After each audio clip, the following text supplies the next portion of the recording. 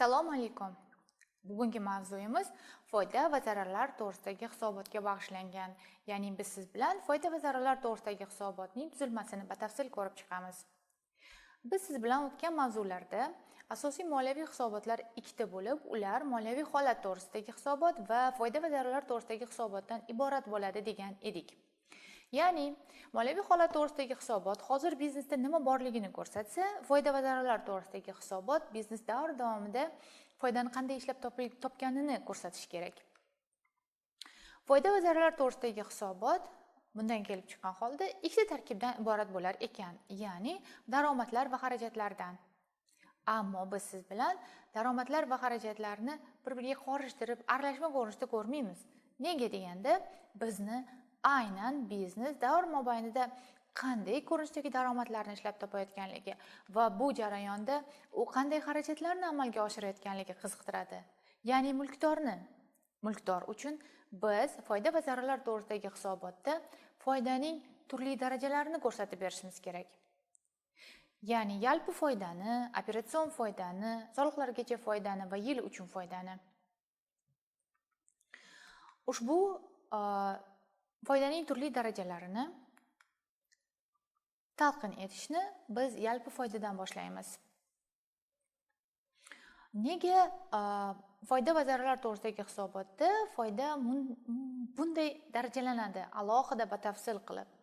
Sababi, ushbu hisobot mulkdorga biznes foydani ishlab topish jarayonida xarajatlarni qanday boshqarayotganligini ko'rsatishi kerak. Va darajalarni ko'rib chiqishni yalpi daromaddan boshlaymiz. Bu foyda va zararlar to'g'risidagi hisobotda ko'rsatilgan eng katta summaga ega foyda darajasidir. Yalpi foyda biznesning narx siyosatini ham ko'rsatadi deyishadi. Ya'ni bunda biz yalpi foydani biznesning asosiy faoliyat bo'yicha ishlab topgan daromadidan ushbu daromadni ishlab topish bo'yicha xarajatlarni chegirmasi sifatida, ayirmasi sifatida qaraymiz. Asosiy faoliyat bo'yicha olinadigan daromad tushum deb ataladi.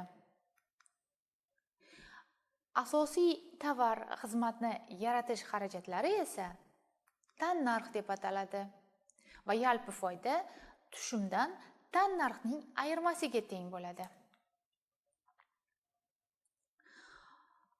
Demak, biz asosiy faoliyatdan daromadni doimo tushum deb aytamiz.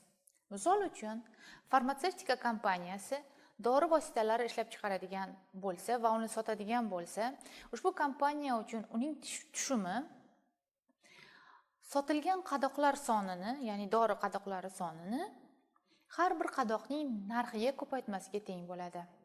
Tannarxi esa sotilgan qadoqlar sonini har bir qadoqni yaratish uchun ketgan xarajatlarga ko'paytmasiga teng bo'ladi. Endi esa foydaning keyingi darajasiga o'tamiz, ya'ni operatsion foydaga.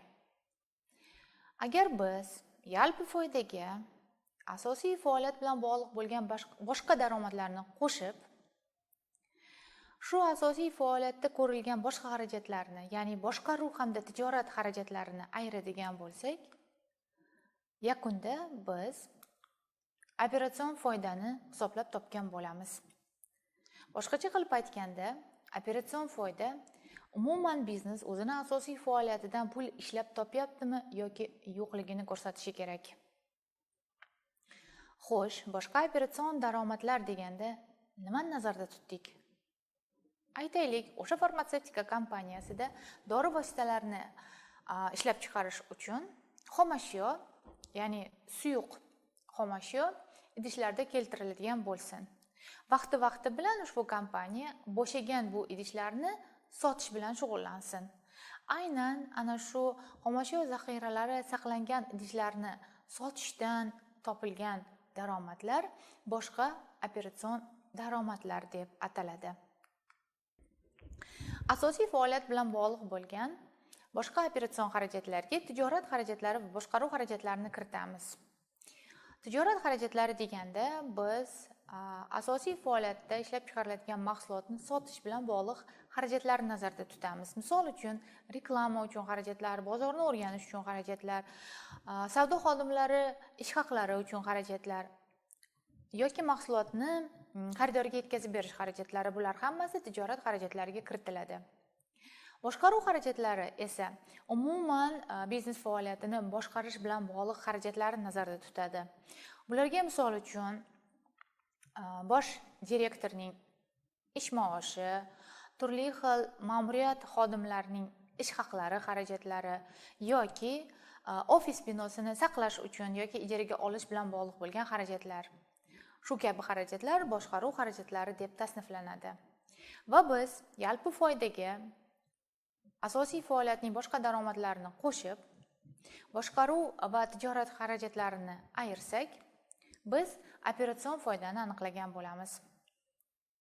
Soliqlargacha foyda operatsion foydadan foiz xarajatlari hisobiga farqlanadi. Ya'ni, operatsion foydadan foiz xarajatlarini chegirsak, biz soliqlargacha foydani hisoblaymiz. Misol uchun, biznes tashqaridan bankdan kredit oldi va shu kreditlar bilan bog'liq bo'lgan foizlarni to'ladi. Shuni hisobiga operatsion foyda kamaydi. Agar biznes tashqaridan hech qanaqa qarz ko'targan bo'lmasa, kredit olgan bo'lmasa, demak, unda operatsion foyda soliqlargacha foydaga teng bo'ladi. Soliqlargacha foydadan biz biznesning faoliyati bo'yicha davlat naflari uchun to'laydigan soliq summasini chegirsak, yil uchun sof foydani, ya'ni soliqlardan keyingi yil foydasini hisoblagan bo'lamiz. Shu o'rinda aytib o'tish kerakki, soliq bo'yicha xarajatlar alohida soliq hisobi bo'yicha hisoblanadi. Yil uchun sof foyda, ya'ni soliqlardan keyingi sof foyda, foyda va zararlar to'g'risidagi hisobotdan moliyaviy holat to'g'risidagi hisobotga, ya'ni kapital bo'limiga kiritiladi. Va bu bilan biz ikkita hisobotning o'zaro bog'liqligini ko'ramiz. Ya'ni, moliyaviy holat to'g'risidagi hisobotda kapital bo'limining taqsimlanmagan foydasi yil davomida ishlab topilgan foyda hisobiga ko'payadi. Mabodo biznes yil davomida foyda emas, zarar ishlab topgan bo'lsa, demak taqsimlanmagan foyda kamayadi. Va buni hisobiga jami kapital summasi ham moliyaviy holat to'g'risidagi hisobotda kamayadi. Bugun biz siz bilan ikkinchi hisobot shaklini birgalikda ko'rib chiqdik. Ya'ni foyda va zararlar to'g'risidagi hisobotni va foyda va zararlar to'g'risidagi hisobotning asosiy maqsadi bu foydaning darajalarini ko'rsatish deb aytdik.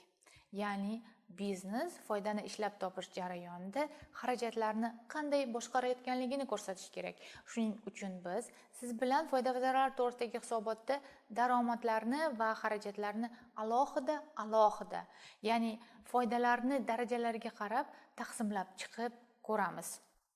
Chunki mulkdor uchun aynan kapitalning o'zgarishi to'g'risidagi axborot zarur. Ya'ni davr davomida ishlab topiladigan foyda nimalarni hisobiga ishlab topilayotganligini ko'rsatish zarur.